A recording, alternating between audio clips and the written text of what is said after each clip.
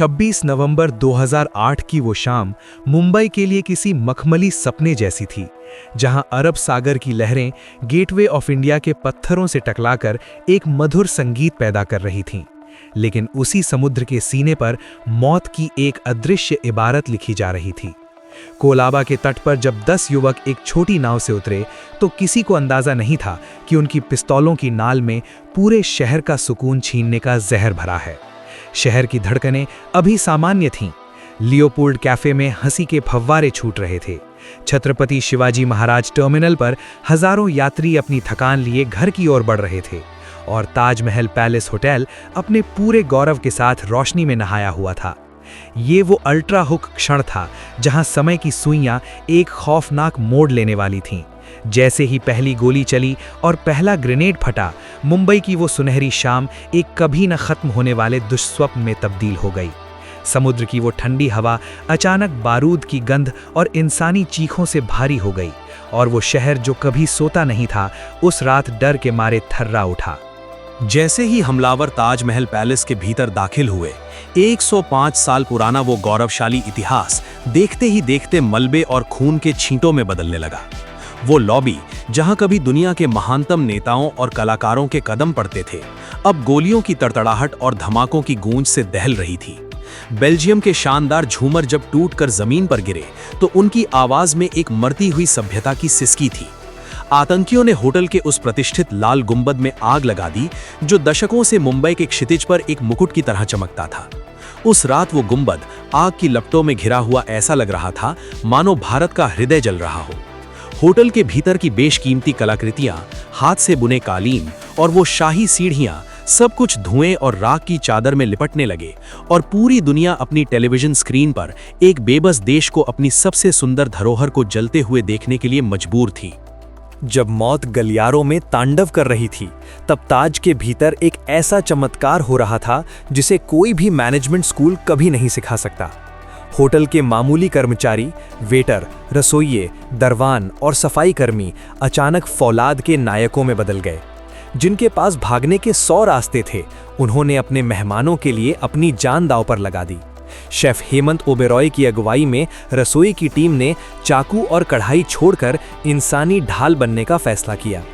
कल्पना कीजिए उस दृश्य की जहां एक वेटर गोलियों की बौछार के बीच एक विदेशी मेहमान को अपनी पीठ से ढक लेता है, या एक दरवान जो आखिरी सांस तक मेहमानों को गुप्त रास्तों की ओर निर्देशित करता रहता है। उस रात अतिथि देवो भव केवल एक संस्कृत श्लोक नहीं था, बल्कि वो एक जीवित प्रतिज्ञा थी जिसे ताज के स्टाफ ने अपने खून से लिखा था। 31 कर्मचारी उस रात शहीद हुए, लेकिन उनकी शहादत ने ये साबित कर दिया कि भारत के संस्कार किसी भी आतंकी ट्रेनिंग से कहीं ज्यादा शक्तिशाली और गहरे होते हैं। जब मुंबई की सड़कों पर सन्नाटा पसर गया और चारों तरफ केवल धमाकों की गूंज बची, तब बादलों को चीरते हुए ब्लैक कैट कमांडो एनएसजी का दस्ता मौत के उस साम्राज्य में दाखिल हुआ। ऑपरेशन ब्लैक टॉर्नेडो की शुरुआत किसी हॉलीवुड फिल्म के क्लाइमेक्स से भी ज्यादा तनावपूर्ण थी, जहां कमांडोज को एक ऐसे होटल में लड़ना था जो भूल भुलैया से कम नहीं था। इसी बीच मेजर संदीप उन्नीकृष्णन का वो चेहरा उभरता है जो आज भी हर भारतीय की रगों में बिजली दौड़ा देता है। उनकी वो दहाड़, ऊपर मत आना, मैं उन्हें संभाल लूंगा, आज भी ताज की दीवारों में गूंजती महसूस होती है। उन्होंने अपनी टीम को बचाने के लिए खुद को गोलियों के सामने झोंक दिया और उनकी शहादत ने उस रात अंधेरे को चीरने वाली मशाल का काम किया। 60 घंटों तक चले उस खूनी चूहे बिल्ली के खेल में भारतीय जांबाजों ने साबित कर दिया कि भारत की धरती पर पैर रखने वाला हर दुश्मन अपनी कब्र खुद साथ लेकर आता है। एक एक कर उन दरिंदों को ढेर किया गया और ताज की दहलीज पर फिर से तिरंगा लहराया गया। 29 नवंबर की सुबह जब सूरज निकला तो ताज की इमारत काली पड़ चुकी थी। धुआं अभी भी उठ रहा था और हवा में मातम पसरा था, लेकिन भारत का संकल्प अब भी हिमालय की तरह अडिग था। रतन टाटा ने उस मलबे के बीच खड़े होकर जो शब्द कहे, वे केवल घोषणा नहीं बल्कि एक राष्ट्र की हुंकार थे। उन्होंने वादा किया कि ताज फिर से अपनी उसी भव्यता के साथ खड़ा होगा, और उन्होंने उस वादे को निभाया भी। आज का ताजमहल पैलेस होटल केवल विलासिता का केंद्र नहीं है, बल्कि वो उन 166 निर्दोष जिंदगियों की स्मृति है और उन नायकों का स्मारक है जिन्होंने नफरत के खिलाफ मोहब्बत और फर्ज की जंग जीती थी। आज जब शाम के वक्त ताज की रोशनी फिर से अरब सागर के पानी पर चमकती है, तो वो दुनिया को ये संदेश देती है कि आतंक हमें जख्मी तो कर सकता है, लेकिन हमारी रूह को कभी कुचल नहीं सकता। ताज का वो लाल गुंबद आज पहले से भी ज्यादा ऊंचा और गर्वित खड़ा है, जो हर मुसाफिर को ये याद दिलाता है कि ये केवल पत्थरों की इमारत नहीं, बल्कि कभी ना हार मानने वाले एक महान देश की अमर धड़कन है। होटल के भीतर का वो मंजर किसी कयामत से कम नहीं था, जहां बेशकीमती कालीनों पर बिछी खून की लकीरें उन बेगुनाह जिंदगियों की गवाह थीं, जिन्होंने चंद लम्हे पहले हंसी मजाक किया था। 27 और 28 नवंबर की उन रातों में ताज की भव्यता एक डरावने कब्रिस्तान में तब्दील हो गई थी, जहां बिजली काट दी गई थी और चारों तरफ केवल धमाकों के बाद गिरते प्लास्टर और टूटते शीशों की आवाजें आ रही थीं। कमरों के अंदर बंद मेहमानों के लिए हर बीतता सेकंड एक सदी के बराबर था। वे अपने बिस्तरों के नीचे दुबके अपनी सांसें रोककर बाहर गलियारों में आतंकियों के जूतों की आहट सुन रहे थे। वो खौफ इतना गहरा था कि फोन की एक हल्की सी रिंगटोन भी मौत का बुलावा बन सकती थी। फिर भी उस घने अंधेरे में इंसानी जीविका अंगारों की तरह दहक रही थी। लोगों ने एक दूसरे का हाथ थाम रखा था, अजनबियों ने एक दूसरे के आंसू पोंछे, और उस मौत के साये में मजहब और सरहदें मिट गई थीं। वहां केवल इंसान था जो बस एक और सुबह का सूरज देखना चाहता था। एनएसजी का चक्रव्यूह और दीवारों के पीछे की लड़ाई।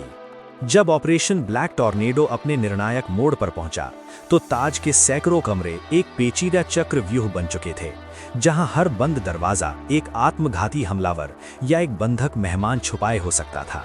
एनएसजी कमांडो के लिए ये युद्ध केवल गोलियों का नहीं, बल्कि धैर्य और सटीकता का था। उन्हें अंधेरे कमरों में थर्मल इमेजिंग और नाइट विजन के सहारे उन दरिंदों को ढूंढना था जो छिपकर वार कर रहे थे। एक एक फ्लोर को क्लियर करना ऐसा था मानो बारूद के ढेर पर नंगे पैर चलना, जहां आतंकियों ने जगह जगह आईईडी बिछा रखे थे। कमांडो जब एक कमरे से दूसरे कमरे में जाते, तो उन्हें अक्सर डरे हुए मेहमान मिलते, जिनकी आंखों में मौत का खौफ और रक्षक को देखकर आने वाली उम्मीद के आंसू एक साथ झलकते थे। वो केवल एक सैन्य ऑपरेशन नहीं था, बल्कि वो भारत के ब्लैक कैट्स और मौत के सौदागरों के बीच एक सीधी जंग थी, जिसमें जीत केवल भारत की होनी तय थी, क्योंकि हमारे सैनिकों के पास न केवल हथियार थे, बल्कि अपनी मिट्टी को बचाने का जुनून भी था। हमले की आग अभी पूरी तरह ठंडी भी नहीं हुई थी कि रतन टाटा उस धुएं और मलबे के बीच ताज की दहलीज पर खड़े थे, और उनके चेहरे पर दुख से कहीं ज्यादा एक अटूट संकल्प की लकीरें थीं। उन्होंने केवल ये नहीं कहा कि होटल फिर से बनेगा, बल्कि उन्होंने मानवता की एक ऐसी मिसाल पेश की जो कॉरपोरेट जगत के इतिहास में अमर हो गई। टाटा समूह ने न केवल अपने कर्मचारियों, बल्कि होटल के बाहर के उन रेहड़ी पटरी वालों और वेंडरों के परिवारों की भी आर्थिक जिम्मेदारी ली जो उस हमले की चपेट में आए थे। हर घायल के इलाज का खर्च, हर शहीद के बच्चों की शिक्षा और हर परिवार को ताउम्र मिलने वाली तनख्वाह, ये सब उस विशाल दिल का प्रमाण था जिसने नफरत के जवाब में केवल और केवल प्यार और सहारा दिया।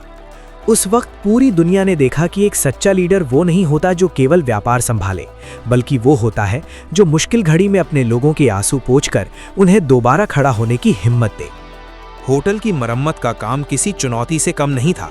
आग ने सदियों पुरानी पेंटिंग्स, इटालियन मार्बल और विक्टोरियन शैली के फर्नीचर को बुरी तरह झुलसा दिया था, लेकिन भारत और विदेशों से आए बेहतरीन कारीगरों, इंजीनियरों और डिजाइनरों ने दिन रात एक करके ताज को उसका पुराना वैभव लौटाने की कसम खाई।